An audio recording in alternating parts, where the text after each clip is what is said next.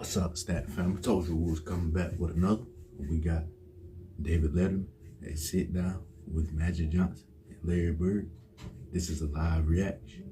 Make sure you hit that like button, hit that sub button, and comment below.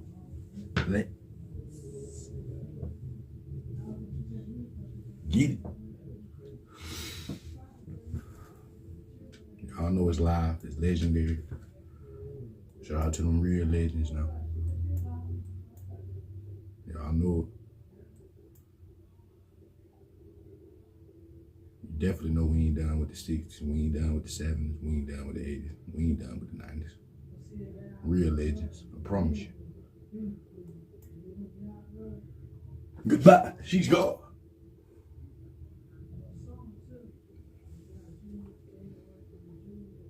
We're about to get it started early.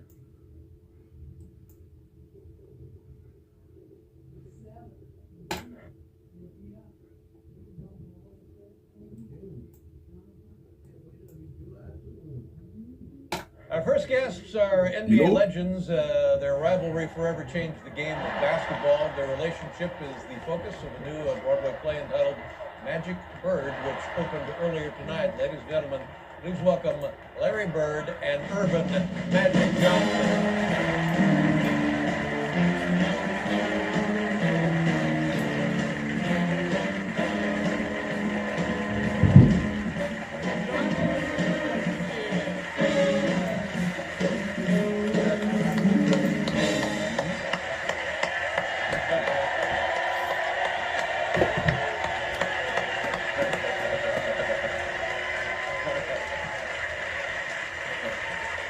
Thank you. Thank you very much.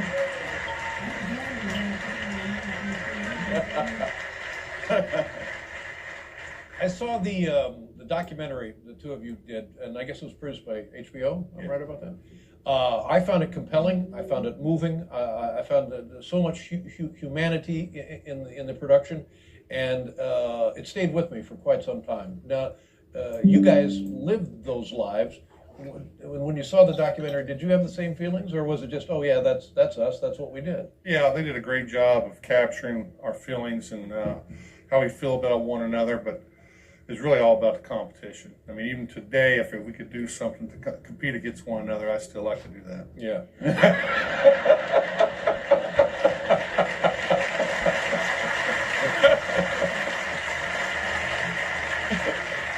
Magic, you feel the same way? Oh, I feel exactly the same way. I wish we could compete against each other right now. Well, you know what you could do is you could go out and buy a baseball team now.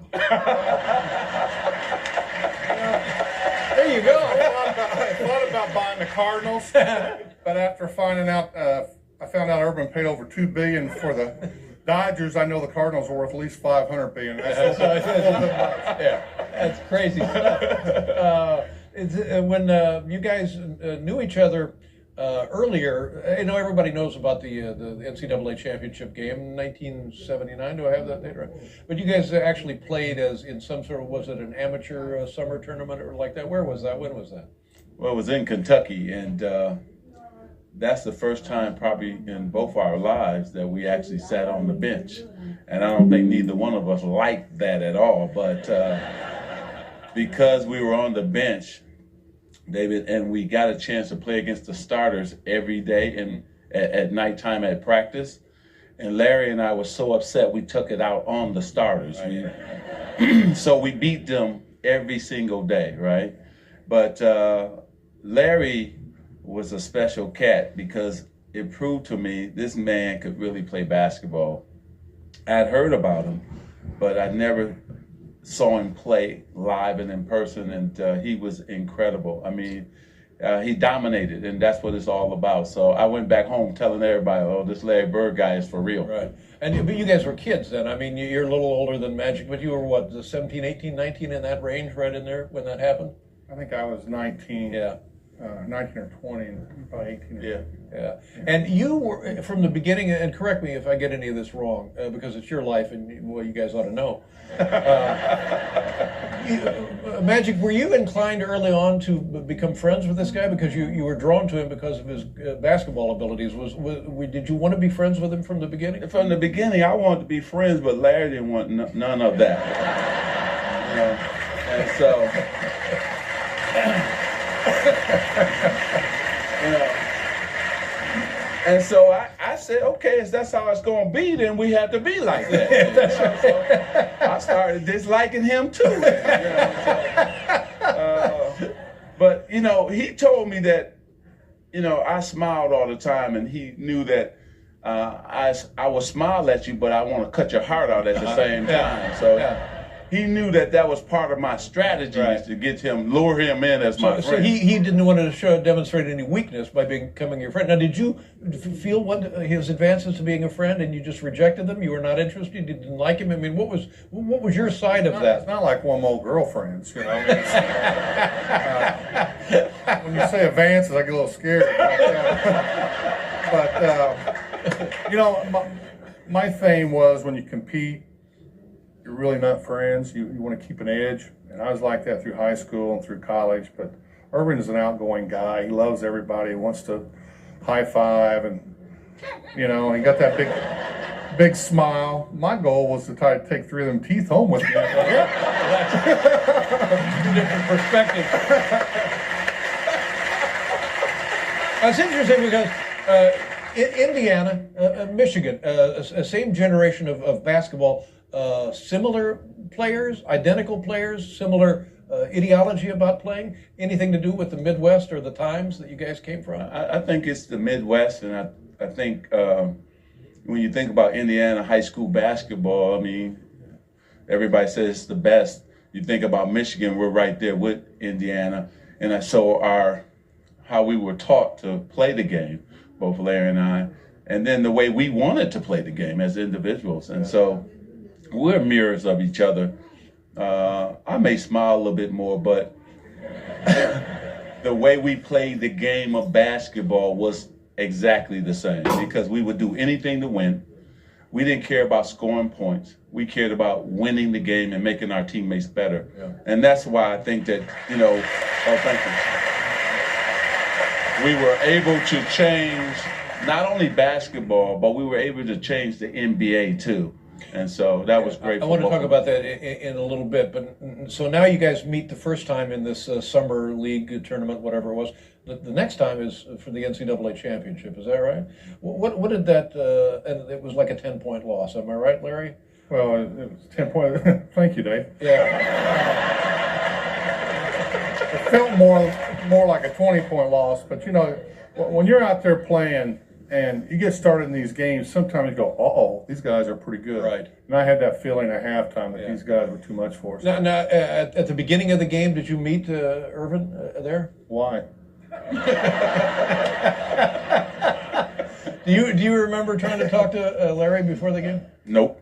Yeah. You had learned your lesson. I learned my lesson, and at that time, he was going after something I wanted bad, and I was going after something he wanted bad. So we didn't want to talk. We wanted to get it on and see who was the best. And in terms of basketball, in terms of your career, in terms of your life and championships, what did losing that championship mean to you, and how did it affect you? Yeah, that's the toughest one I've ever taken because you know you had all your friends. You're at a college. It's really when you step away from home. I felt in Indiana State they accepted me, brought me in. It was tough, and it's still tough. Yeah. But still tough today. Yes. Yeah. But and how about you, Magic? What did winning that title mean for you? Well, you know, you just heard him. It's still tough for him. That's cool. Then you go to Los Angeles, you go to Boston, relatively in the same time frame, and your careers in the NBA take off, and the rivalry is cemented or begun anew. And then there's somebody says we're going to sell shoes. We got a Larry Bird shoe and we got a Magic Johnson shoe. Let's get these guys together and we'll shoot a thing. And you did want to do it, didn't want to do it? Well, I wanted to do it because we won the championship that year and we beat Magic. So yeah, I was up for feeling pretty good. All right. Good. Yeah. And then Magic, how did you? I did not want to go to Indiana. They won the championship. I'm going to his home too, and I protested. I didn't want to go. Yeah. But the story is that you were reluctant to do it, and you said, "Okay, if you can get Magic." It's called negotiating, Dave. Yeah. Well, you prevailed because you said, if you can get him here, we'll do it in my backyard on literally your home court, and that's what happened. Now, and he shows up. What was you when you saw him? Were you leery? Were you worried about he's coming into my house, into my yard? Well, I had my brothers there, and I was going to fight him. To fight him. And if I couldn't whip him, surely one of them could. Yeah. Now I felt, my mom was pretty good about it. She was all excited. My brothers were excited. They loved Magic. The town was excited about having him come in our hometown, and come from a small town, it's pretty big news. French Lick, and they must be from the town over. But he came in, and we shot this commercial. Had my mom fix lunch, and it was neat. It was pretty neat. But that, according to the documentary, that was the beginning of a friendship. Is that accurate? Yeah, it's accurate. We really didn't say too much once I arrived. We actually had never really interacted with each other. So we got to the basketball court. We shot the first half of the commercial. Then it was lunch break. And so I'm going to my trailer thinking I'm going to eat alone and he's going to go. He said, "No, Irvin, come on up. My mom fixed lunch at the house." So I was like, uh-oh. But I said, okay, cool. So we rode up, and Larry has this his house is beautiful, great acres and everything. I mean, green grass, it was unbelievable. So we go up to the house, and his mom just greeted me at the door with a big hug, and that sort of just calmed me down. And I said, wow, I'm getting a mom bird hug like my mother would hug me, Yeah. And so then she told me I was like her favorite player, and I said, okay.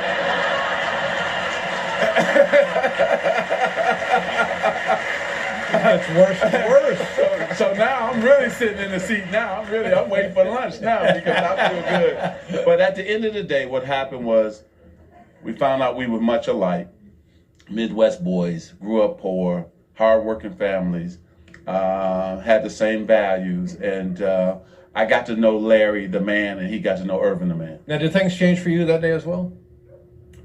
Yeah, I've always respected my opponents and him greatly because of the fact that he was so good.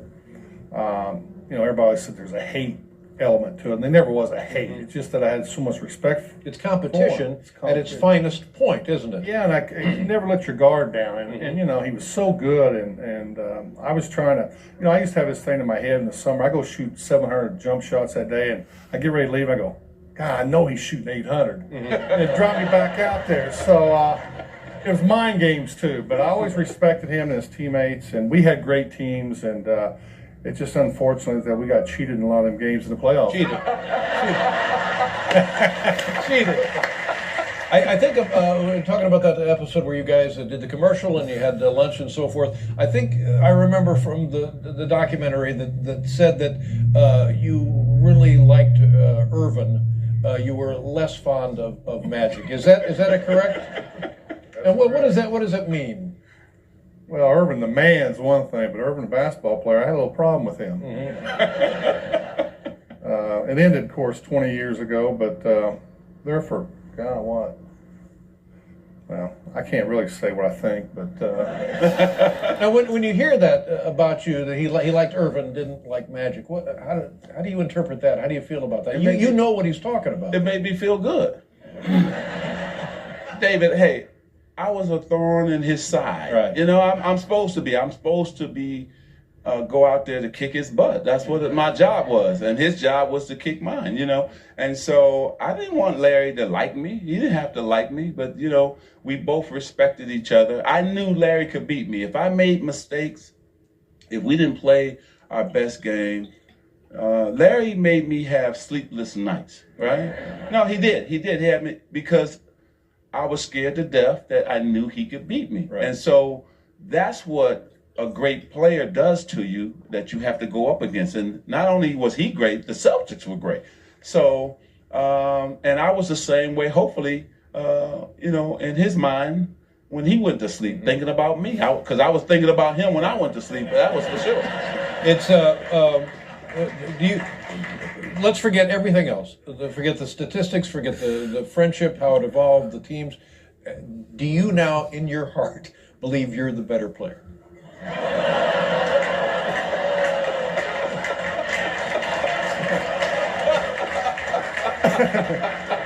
Actually, I've always said that I go by success, and he's won more championships, so I give him the nod. No. Being very gentlemanly. Now, Magic, same question to you. Is Larry the better player? I've always said that Larry was the better player. Really? Because he could do more, shoot from the outside, all those type of things. To us, really, at the end of the day, it really doesn't matter. Yeah. Because what matters to me is that I played against the best. I got to know the man, Larry Bird. And that we got this friendship right now. Right. That's all that matters, because the fans are going to say, hey, Larry Bird was my man. Just like I run into a lot of Celtic fans. Yeah. I used to hate you. I get that all the time. I get that all the time, Yeah, right? And so, but they say, I hated the Lakers, but why do we love Magic? Yeah. And so, but what matters is that we're friends now. We can do so many things together. I still will hate him now. If we play checkers or basketball right now, then both of us are changing to those players that we used to be, because we still want to beat each other. You think you were the better player, seriously, don't you? He was the better forward, and I was the better guard. Oh, there you go. That's a perfect way of handling it.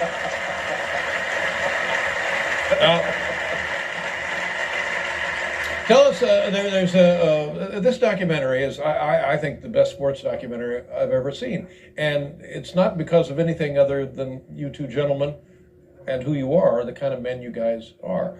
And one of the points that is very, well, when you have your press conference and announce that you have HIV, the infection, your reaction and your reaction, tell us about your feelings. Well, my feeling was the first time, I told Lon, my agent, I said, we got to call Larry. And I said, I want to tell him myself. Mm-hmm. And so I want to talk to him. Well, actually, we couldn't get a hold of him. Then Lon told him, and then Larry wanted to talk to me. Right. And so we were able to talk. And the best feeling, David, is when a friend supports you. And this young man came and supported me. That's what it's all about. Forget the sports, forget the championships, right. The MVP. He came to my side and supported me, and I'll never forget that. And that's the type of man Larry Bird is. It's not.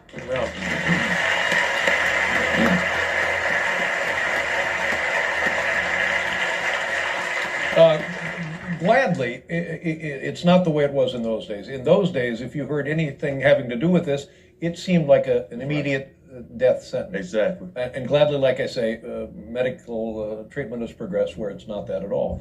But that's must have been what you were thinking. Yeah, we always heard 9 years. Right. But I remember the day we had a game that night. I always took a nap in the afternoon.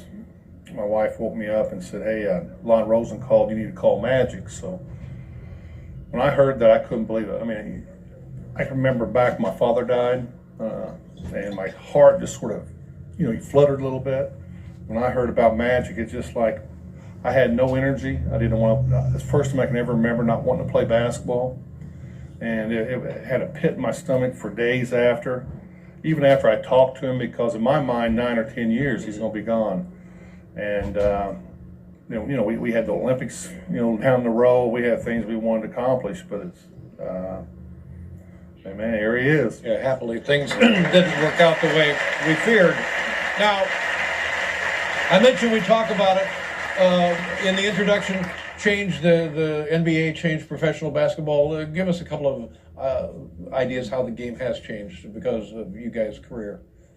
Well, I think that, the games were tape delayed when Larry and I came into championships. And I remember when we beat the 76ers when I was a rookie, the games came on at 11:30 at night.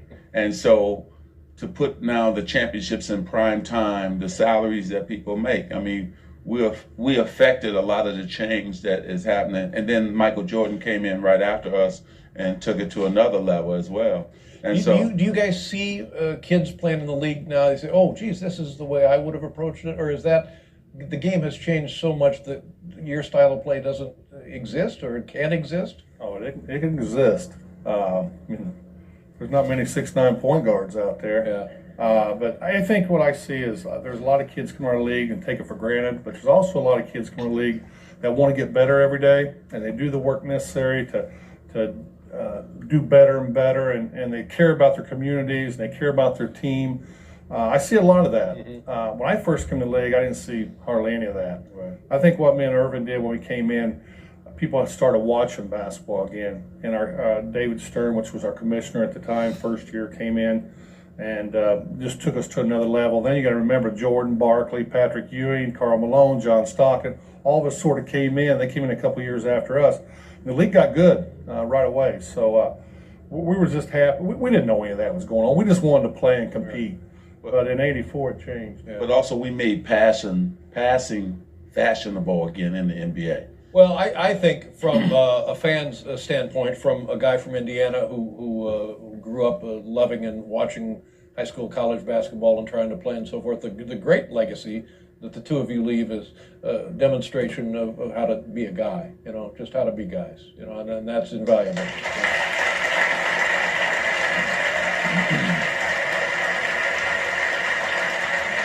It's I know what you're thinking at home. You're thinking to yourself, geez, just like Dave and Leno.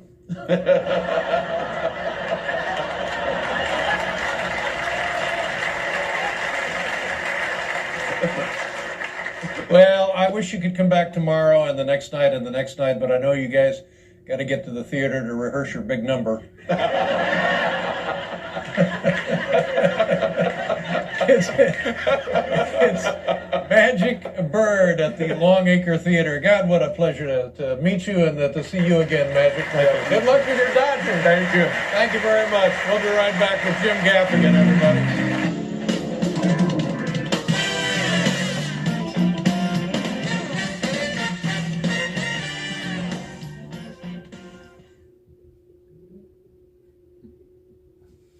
Nothing else need to be said but real legends. I promise you. Goodbye. She's gone. Thank y'all, Bird family, for watching the full video. We'll be back with another video after this video. Make sure y'all stay prayed up. Y'all be safe and y'all be good. You know.